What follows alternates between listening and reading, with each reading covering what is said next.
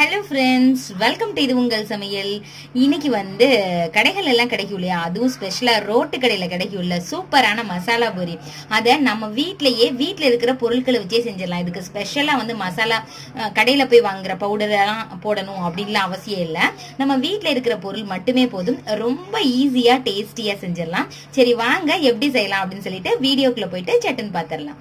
அதுக்கு முன்னாடி நம்ம சேனல்ல நீங்க ஃபர்ஸ்ட் டைம் பாக்குறீங்க அப்படின்னா சப்ஸ்கிரைப் பண்ணல அப்படின்னா சப்ஸ்கிரைப் பண்ணி வச்சுக்கோங்க. அப்படியே பக்கத்துல உள்ள பெல் பட்டனையும் கிளிக் பண்ணிட்டு ஆல்னு போட்டு வச்சுக்கோங்க. நான் போற எல்லா வீடியோவும் நீங்க வந்து பார்க்க தேவையில்லை, உங்க செல்ல தேடியே வரும். ஓகே ஃப்ரெண்ட்ஸ், வாங்க எப்படின்னு பாத்துரலாம். மசாலா பூரி பண்றதுக்கு ஃபர்ஸ்ட் மெயினான இன்கிரிடியன்ட் என்ன அப்படின்னு பார்த்தோம்னா பட்டாணி தான். இதுல வந்து ரெண்டு கலர் இருக்குல்ல, மஞ்சள் பட்டாணி அப்புறம் வந்து பச்சை கலர்ல இருக்கும். ஸோ ரெண்டுல எதுனாலும் நீங்க எடுத்துக்கலாம். நான் இன்னைக்கு இந்த மஞ்சள் கலர் பட்டாணி தான் எடுத்துருக்கிறேன். இது என்ன பண்ணிக்கணும், ஓவர் த நைட் வந்து இதை நல்லா ஊற வச்சுங்க. நைட்டே வந்து ஊற வச்சிருங்க. நீங்க காலையில பண்றீங்க அப்படின்னா, சாயந்தரம் பண்ணோம்னா காலையிலே இதை வந்து நல்லா ஊற வச்சிருணுங்க. ஊற வச்சுட்டு இது என்ன பண்ண போறோம்னா ஒரு 3 விசில் வச்சு எடுக்க போறோம். இதை மட்டும் நம்ம வந்து விசில் வைக்க போறது இல்ல. இது கூடவே ஒரே ஒரு உருளைக்கிழங்கு நல்ல ஸ்கின் எல்லாமே எடுத்துட்டு இதோட சேர்த்து நம்ம வேக வச்சிட்டோம் அப்படின்னா உங்களுக்கு நல்லா பைண்ட் பண்ணி கிடைக்கும். டேஸ்டும் நல்லா இருக்கும். இதுக்கு தேவையான அளவு 1/2 டீஸ்பூன் மட்டும் உப்பை மட்டும் சேர்த்துட்டு 3 விசில் வச்சு எடுத்ததுக்கு அப்புறம் என்ன செய்யலாம் அப்படின்னு பார்க்கலாம். விசில் வர்ற கேப்ல நம்ம மசாலா ரெடி பண்ணிடலாம். அதுக்கு ஒரு பெரிய சைஸ் வெங்காயம் எடுத்துக்கலாம். நான் சொல்றது எல்லாமே பாத்தீங்கன்னா 1/4 கிலோ பட்டாணிக்கு கரெக்டா இருக்குங்க. ஒரு 250 கிராம்ல இருந்து 300 கிராம் அளவு பட்டாணி நீங்க போட்டிருந்தீங்க அப்படின்னா சரியா வரும்.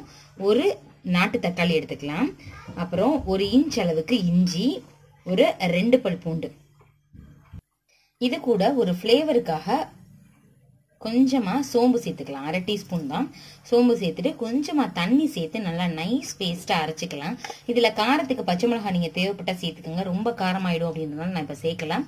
லாஸ்ட் வந்து நம்ம பவுடர் சேர்த்துக்கலாம், ரெட் சில்லி பவுடர் சேர்த்துக்கலாம். அதனால இப்ப நான் அரைச்சு வச்சுக்கலாம். அதை ஃபர்ஸ்ட் நல்லா நைஸா அரைச்சாச்சுங்க. இப்போ பட்டாணி எந்த அளவு வெந்திருக்குன்னு பாக்க அடுப்புல ஒரு கடாய் வச்சுக்கலாம். வச்சுட்டு அதுல 2 டீஸ்பூன் எண்ணெய் சேர்த்துக்குங்க.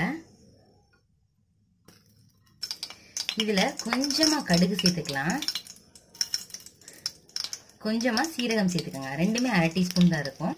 சேர்த்துட்டு பொரிஞ்சிடட்டும்.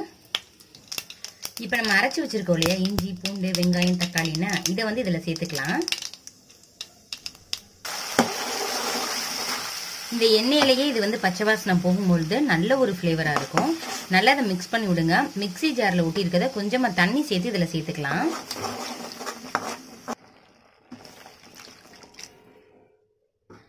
நல்லா பச்சை வாசனை போகட்டும். அதுக்கப்புறம் நம்ம மசாலா எல்லாமே ஆட் பண்ணிக்கலாம். நல்லா 3 விசில் வச்சு எடுத்தாச்சுங்க. நல்லா வெந்திருக்குது.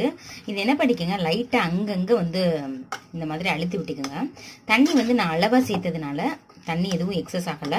சப்போஸ் தண்ணி இருந்தது அப்படின்னா நீங்க வந்து மிக்ஸி ஜார் நம்ம கழுவி ஊற்றணும் இல்லையா, அந்த இதுல இதை நீங்க யூஸ் பண்ணிக்கலாம். 1-2 இருந்தாதான் நல்லா இருக்கும். ரொம்ப கொலைய வச்சிட்டாலும் நல்லா இருக்காது. அதனால நான் ஒரு 3 விசில் தான் வச்சு எடுத்துருக்கிறேன். சப்போஸ் நீங்க வந்து ரொம்ப குழஞ்சு சாப்பிடுவீங்க அப்படின்னா 5 விசில் கூட வச்சு எடுத்துக்கலாம். பாருங்களேன், பாதி மசிஞ்சிருக்கு, பாதி அங்கங்க முழிச்சுட்டு இருக்கு. இந்த மாதிரி தான் இருக்கணும். கொஞ்சமா தண்ணி மட்டும் சேர்த்து இதை ரெடியா வச்சுக்கலாம். பச்சை வாசனை எல்லாமே போயிருச்சு. மசாலா ஐட்டம் எல்லாமே சேர்த்துடலாம். கொஞ்சமா மஞ்சள் தூள் 1/4 டீஸ்பூன் சேர்த்துக்கோங்க. சீரகத்தூள் 1/2 டீஸ்பூன் சேர்த்துக்கலாம். மல்லித்தூள் 1/2 டீஸ்பூன் சேர்த்துக்கலாம். உங்க காரத்துக்கு தகுந்தாப்புல மிளகாய் தூள் சேர்த்துக்கோங்க. நான் 1 டீஸ்பூன் சேர்த்துக்கிறேன். கரம் மசாலா 1 டீஸ்பூன் சேர்த்துக்கலாம். கொஞ்சமா பெருங்காயத்தூள் சேர்த்துக்கலாம். பட்டாணி இதெல்லாம் சேர்த்துருக்கோம் இல்லையா, அதனால பெருங்காயத்தூள் சேர்த்துட்டு இதை நல்லா மிக்ஸ் பண்ணி விடுங்க. இன்னும் உப்பு சேர்க்கல. ஃபர்ஸ்ட் இதை மிக்ஸ் பண்ணிக்கலாம். நல்லா கொதிக்கட்டும். நம்ம சேர்த்திருக்க எல்லாமே வந்து பச்சை வாசனை போகணும், போயிட்டு டேஸ்ட் கொடுக்கணும். அதனால கொஞ்சம் நேரம் வெயிட் பண்ணுங்க. உங்களுக்கு அடிப்பிடிக்கிற மாதிரி இருந்துச்சு அப்படின்னா கொஞ்சமா தண்ணி கூட சேர்த்துக்கலாம். இந்த கன்சிஸ்டன்சி கரெக்டா இருக்கும். நான் இதை அப்படியே விட்டுட்டு ஒரு 2 நிமிஷம் கழிச்சு இது எப்படி இருக்கு அப்படின்னு பார்க்கலாம். இப்போ நம்ம வேக வச்ச பட்டாணி, உருளைக்கிழங்கு இதுல சேர்த்துடலாம். கொஞ்சம் தண்ணி சேர்த்துட்டு இதுல சேர்த்துக்கலாம். கொஞ்சமா தண்ணி மட்டும் சேர்த்துங்க. இப்போ இதுல சேர்த்துட்டோம்னா உப்பு மட்டும் பார்த்துட்டு சேர்த்துக்கலாம். ஏன்னா பட்டாணியில நம்ம வேக போடும்போது உப்பு சேர்த்துருக்குறோம். இப்போ நல்லா இதை மிக்ஸ் பண்ணி விடுங்க. உங்களுக்கு காரம் இதெல்லாம் வந்து தேவைப்பட்டுச்சுன்னா செக் பண்ணி பார்த்துக்கோங்க, தேவைப்பட்டா சேர்த்துக்கோங்க.